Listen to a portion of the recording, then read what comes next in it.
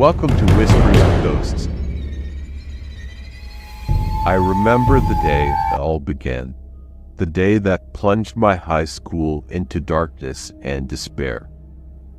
It was a seemingly ordinary morning as I trudged through the front gates of Brookfield High, a place where I had spent the last 3 years of my life, a place I never thought would become the epicenter of my worst nightmares.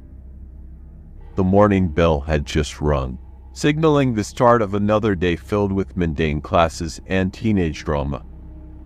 But as I took my usual seat in Mrs. Johnson's English class, something felt different. Whispers rippled through the classroom, and a cold shiver ran down my spine. "Did you hear?" Sarah, my best friend, leaned over and whispered, "There's a lockdown drill today. It's supposed to be a surprise, so everyone's freaking out."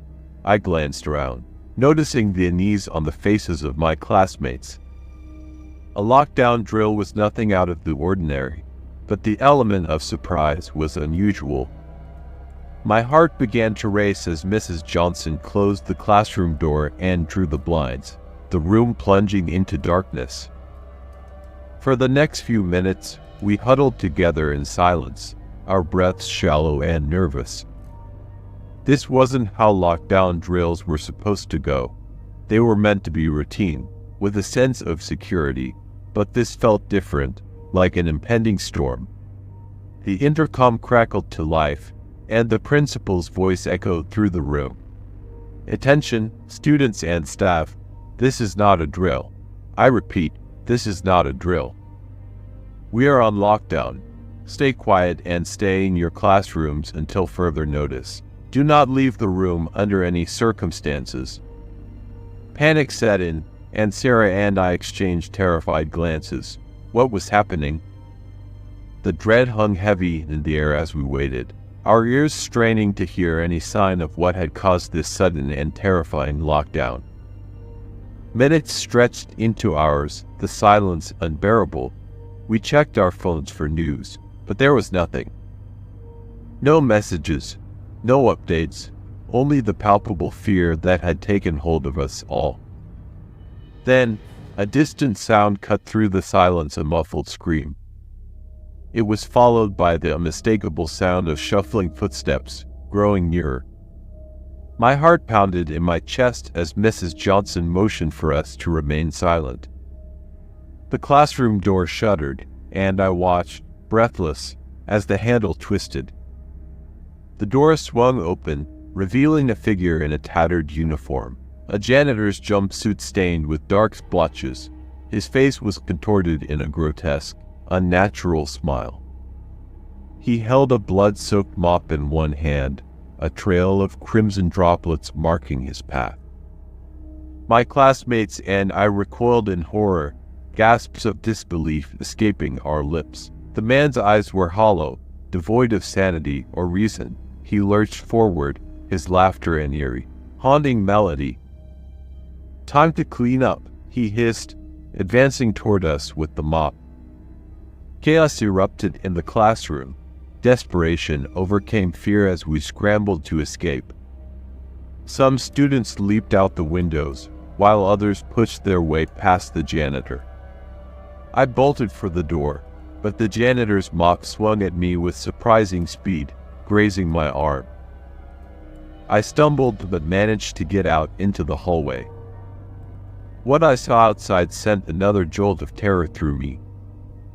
The once familiar corridors were now a nightmare realm.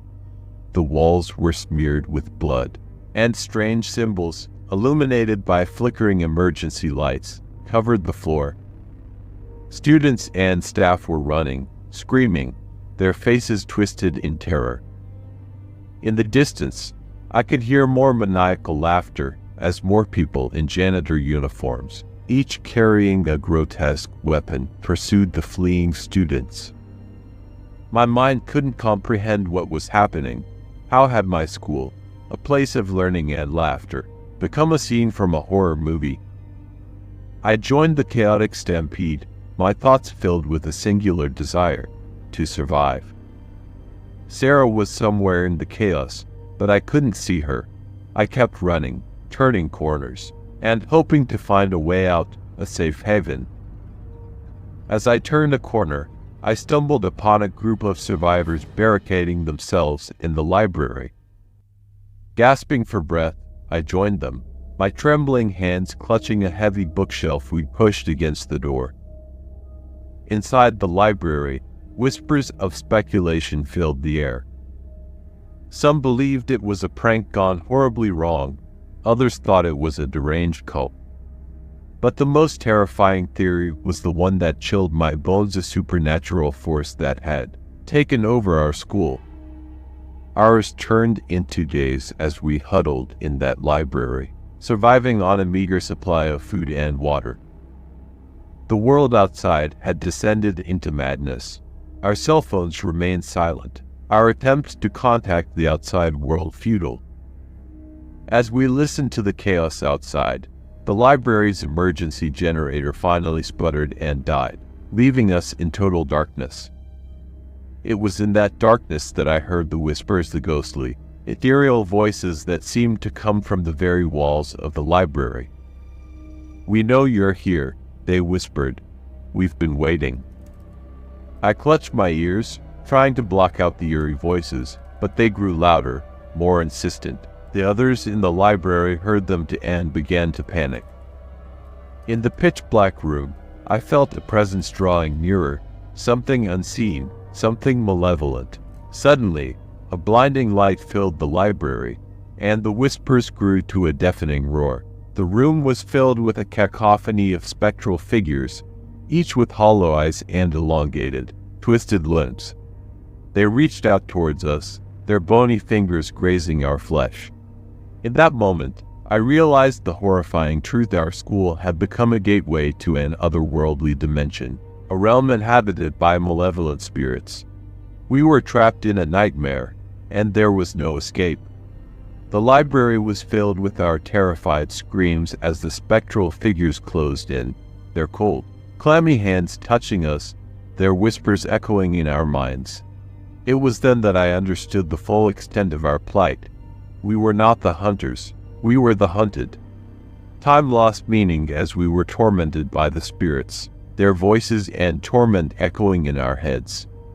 Days turned into weeks, and the once numerous group of survivors had dwindled to a handful of traumatized souls. Some had vanished, while others had succumbed to madness. As the last of our hope faded, Sarah and I found ourselves alone in the darkened library. We held each other close, our hearts heavy with the knowledge that we were unlikely to survive. The spectral figures seemed to revel in our despair, their voices growing more menacing with each passing day. But then, one evening, as the library plunged into a particularly oppressive darkness, a different voice broke through the spectral cacophony. It was a voice I recognized, a voice that offered a glimmer of hope. It was the voice of our science teacher, Mr. Anderson. He had been missing since the nightmare began, and we had all assumed the worst. But now, his voice reached out to us, filled with determination. "Stay strong," he urged. "I know a way out of this place, but we have to act quickly." Sarah and I clung to each other, tears of relief streaming down. If you like the story, please like and subscribe the channel Whispers of Ghosts.